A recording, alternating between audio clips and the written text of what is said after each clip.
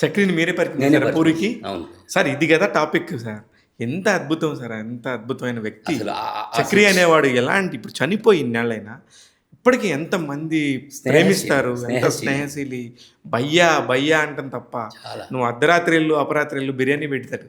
నేను శివోహం జయ హనుమాన్ అని ఆల్బమ్ చేసేవాడిని. అప్పుడు నాకు చుట్టుపక్కల ఒక 15-20 మంది ఉండేవాళ్ళు. వాళ్ళలో ఆర్పి, అనూపు, చక్రి. అనూప్ నా కీబోర్డ్ వాయించేవాడు. సో ఎప్పుడు కలకలాడుతుండేది నా స్టూడియో. 15-20 మంది బౌన్స్ చేయాలి, అందరూ వచ్చి మ్యూజిక్ ఎంజాయ్ చేయాలి సరదాగా. ఆర్పి కూడా అనేవాడు, అన్నా నువ్వు ఎప్పుడో మ్యూజిక్ డైరెక్టర్ అయిపోతావు నాకు తెలుసు అనేవాడు. అలా రోజులు ఏడ్చేవి. ఎవరో సడన్గా పూర్జన నాకు ఫోన్, అది కూడా ఏంటి గమ్మత్ అని చిత్రం సినిమా ఆ రోజు రిలీజ్ అయింది. ఓకే. సుదర్శన్ మార్నింగ్ షోకి వెళ్తే టికెట్ ఫుల్ ప్యాక్. 99.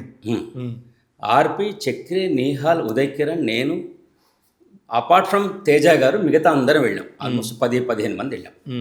లేదు, గంగా థియేటర్ దిల్సుఖ్నగర్లో ఉంది. వెళ్ళిపోయాం మ్యాట్నీకి.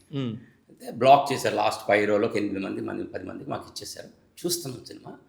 ఇంటర్వెల్కి 3 నిమిషాల ముందు నాకు పేజర్ ఉండేది. పేజర్కి ఒక మెసేజ్ వచ్చింది. ఏంటంటే, అన్న అర్జెంటుగా కలవాలి, నీతో మాట్లాడాలని పూరి జగన్నాథ్ నాకు మెసేజ్ పెట్టాడు. బయటకు వచ్చి పబ్లిక్ బూత్ నుంచి ఫోన్ చేశాను. నేను బాంబే వెళ్దాం అనుకుంటున్నాను, సలీం సులేమాన్ మ్యూజిక్ డైరెక్టర్, నీ నేమ్ డేట్ ఆఫ్ బర్త్ పంపించి ట్రైన్ టికెట్ బుక్ చేస్తాను. ఎన్నిసార్లు రావాలి నేను, నువ్వు అలా హిందీ చెప్తే నీకు అర్థం కాదు అప్పట్లో. సో ఇది కరెక్ట్ కాదు ఇక్కడ మన దగ్గర, అంటే మనిషి రెగ్యులర్ పేర్లు వద్దు నాకు, కొంతమంది ఉన్నారు వాళ్ళతో. ఇప్పుడు నాకు కొత్తగా కావాలి. ఇటు చూస్తే ఆర్పి, అటు చూస్తే చక్రి. ఆర్పి సినిమా చూస్తున్నాను. అదే ఆర్పి తేజతో మంచి స్వింగ్లో ఉన్నాడు. ఆర్పి కూడా అడిగేవాడు, నన్ను పూరి జగన్నాథ్ పరిచయం చేయనివాడు. చక్రి ఒకసారి బండి స్టార్ట్ చేయి, ఇప్పుడే వెళ్తాను. ఏంటనే నువ్వు సమ్మని స్టార్ట్ చేయండి. సుజుకి ఏదో బండి ఉండేది, నిహాల్కి వాళ్ళకి చెప్పాను, ఇప్పుడు సుజుకి ఇంట్లో పని పడింది వస్తానని చెప్పి బండి స్టార్ట్ చేసి అమీర్పేట నాగార్జున నగర్లో అపార్ట్మెంట్కి వెళ్ళిపోయాను. ఏంటి ఇతనెవరు అన్నాడు. చాలా టాలెంటెడ్, ట్యూన్సీను నచ్చకపోతే బాంబే వెళ్దాం అన్న. దరు వేసుకుంటూ మోనా మోనా మోనా అని టేబుల్ మీద కొట్టి చూపించాను. ఒక 3 ట్యూన్లు వినిపిస్తే ఫిదా. నాకు సత్యదేవ్ మాట మీద నమ్మకం ఉంది, మీ ట్యూన్స్ మీద కూడా నాకు ఒక మంచి ఒపీనియన్ వచ్చింది, నేను చెప్తాను మీకు, కలుద్దాం భయ్యా అని పంపిస్తాడు. నైట్ నాకు ఫోన్ చేశాడు ఇంట్లో ల్యాండ్లైన్కి. ఫోన్ చేసి, బాగా కూరని తెచ్చావే, మంచి హుషారుగా ఉంది, బట్ నాకు ఆర్ఆర్ చేస్తాడా డౌట్ ఉంది, మ్యూజిక్ కంపోజ్ చేసినంత ఈజీగా అది ఆర్ఆర్ అన్నాడు. ఆయన చేతిలో చాలామంది కీబోర్డులు ఉంటారు, అనూప్ ఉన్నాడు, ఇంకోటి ఉన్నాడు, చాలామంది ఉన్నారు, చేయించుకుంటా నీకు ఎందుకు తలగానప్పింది, కాకపోతే ఇంకోరికి వెళ్ళాను. కట్ చేస్తే డన్ అయితే చెప్పేసి అతనికి మన సినిమాకి చేస్తాను. తెల్లారితే చక్రి పుట్టినరోజు. అనుపమ అని అమీర్పేటలో హోటల్ రెస్టారెంట్. అందరూ బొక్కేలు పట్టుకొని వెళ్తున్నారు.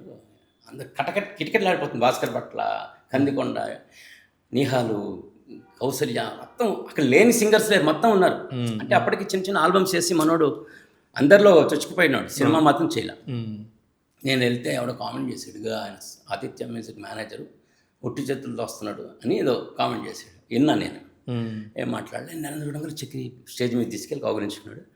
మైక్ తీసుకున్నాను. భయ్యాకి బర్త్డే గిఫ్ట్లు అందరు ఇచ్చారు. మంచివే గిఫ్ట్లు అనేది, గుర్తుంటాయి, ఫర్ ఎవర్ గుర్తుండిపోయే ఒక బ్యూటిఫుల్ గిఫ్ట్, లైఫ్ లాంగ్ గుర్తుండేది ఇస్తున్నాను. పూరి జగన్నాథ్ గారి సినిమాలో మ్యూజిక్ డైరెక్టర్గా ఛాన్స్ అయిపోయింది. అంతే ఏడ్చేసాడు, లిటరల్లీ ఏడ్చేసాడు. ఏడ్చేసి నేను లైఫ్ లాంగ్ మర్చిపోలేను, హెల్ప్ చేశాను. ఇంకా అక్కడి నుంచి ప్రతి ఇంటర్వ్యూలో ఆర్కే గారితో, ఏబిఎన్ ఆంధ్రజ్యోతిలో ఎక్కడ చూసినా ఇంటర్వ్యూ ఏం మాట్లాడిన ఆయన సక్సెస్ అయినా చివరి రోజు దాకా నా గురించి మర్చిపోలేదు.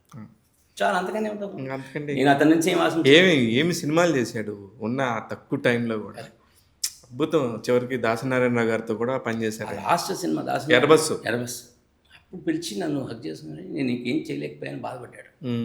నీ ఆరోగ్యం ఫస్ట్ ఇంపార్టెంట్, చూసుకో, తర్వాత మనం టైం భయ్యా. ఒక్కొక్కరు ఒక తారలాగా అలా వచ్చేసి కళ్ళ ముందు ఎంతమంది ఉదయకిరణ్ అలాగ అయిపోవటం. నేను అదే చెప్పేది, ఇప్పుడు మనకు డిసిప్లైన్ ఉండాలి. ఆ డిసిప్లైన్ ఆరోగ్యపరంగా ఉండాలి, సమాజపరంగా ఉండాలి, ఆధ్యాత్మిక పరంగా ఉండాలి. అది ఉండడం వల్ల ఏమవుతుందంటే మన పీస్ ఆఫ్ మైండ్ వస్తుంది. అది నువ్వు దేవుని నమ్మడం వేరు, నీకోసం స్వార్థంగా నమ్ము, దేవుని తప్పలేదు, నువ్వు దేవుని నమ్ము, అక్కడికి వెళ్తే నాకు ప్రశాంతంగా ఉంటుంది, అది స్వార్థం. వీళ్ళు నీకోసమే కదా, అది నేను చెప్పు. మీ ఫ్యామిలీ బ్యాక్గ్రౌండ్ భయ్యా? నాకు చాలా చిన్న ఫ్యామిలీ, అంటే కలిసి ఉంటాం. అన్నయ్య, 2 డాటర్స్ అన్నయ్యకి, నాకు అబ్బాయి, అంత కలిసి ఉంటాం సికింద్రాబాద్లోనే ప్రశాంతంగా, పీస్ఫుల్ లైఫ్, ఓన్ హౌస్. అమ్మ నాన్న ఉండేవారు, లేరు. But I'm 100% spiritual, 100%. అదే నేను చెప్పేది, ఎక్కడ చెప్పినా కూడా ప్రతి ఒక్కరి జీవితం చాలా వాల్యుబుల్, పీస్ఫుల్గా, ఫిలాసఫికల్గా ఉండండి.